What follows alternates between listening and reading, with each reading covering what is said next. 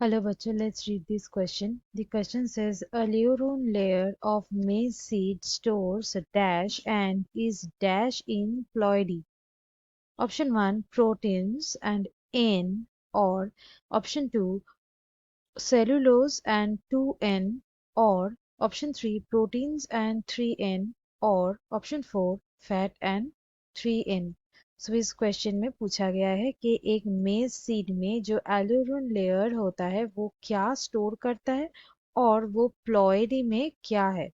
So let's start the discussion. जान लेंगे इस क्वेश्चन का की कंसेप्ट। इस क्वेश्चन का की कंसेप्ट है एल्यूरोन लेयर। सबसे पहले जानेंगे कि एक सीड में ये लेयर क्या होती है। सो ये जो एल्यूरोन लेयर है ये एक एंडोस्पर्म का, एक सीड में जो एंडोस्पर्म पोर्शन होता है वो एंडोस्पर्म का आउटर मोस्ट लेयर होती है। आउटर मोस्ट लेयर होते हैं और उसके बाद रहता है इनर साइड में स्टार्ची एंडोस्पर्म। मतलब ये स्टार्च से बना हुआ होता है। सो इसके अंदर रहता है स्टार्ची एंडोस्पर्म। बेसिकली ये जो लेयर है ये किससे बना हुआ होता है? ये बना हुआ होता है एल्यूरोन से। इसीलिए ये जो लेयर है इसका नाम है एल्यूरोन लेयर। ये एल्यूरोन से बना हुआ होता है। अब ये एल्यूरोन क्या है?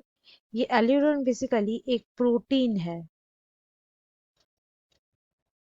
जो कि कुछ मैच्योरिंग सीड्स और ट्यूबर्स की जो प्रोटीन ग्रैन्यूल्स होते हैं उसमें ये प्रोटीन पाए जाते हैं।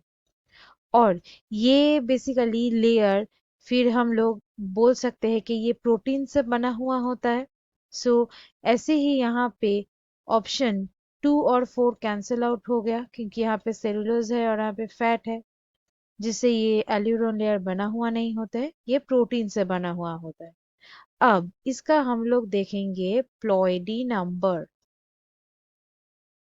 प्लॉइडी नंबर ये क्या होते हैं?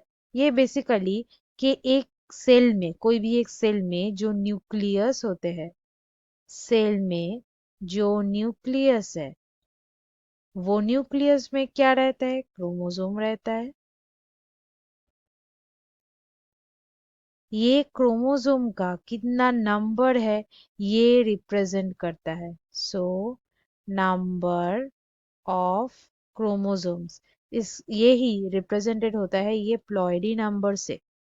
और मेज सीड में ये जो लेयर्स है, जो एल्यूरोन लेयर है, इसका जो प्लॉइडी है वो होते हैं ट्रिप्लॉइड। वो होते हैं ट्रिप्लॉइड, यानी कि 3N। सो यहाँ पे सही ऑप्शन क्या हो जाएगा? 3, क्योंकि पहला जो ऑप्शन है यहाँ पे है इन। इन मतलब ये है हैप्लॉइड। सो ये गलत हो गया पहला option. So students, hope you understood it well. Best of luck.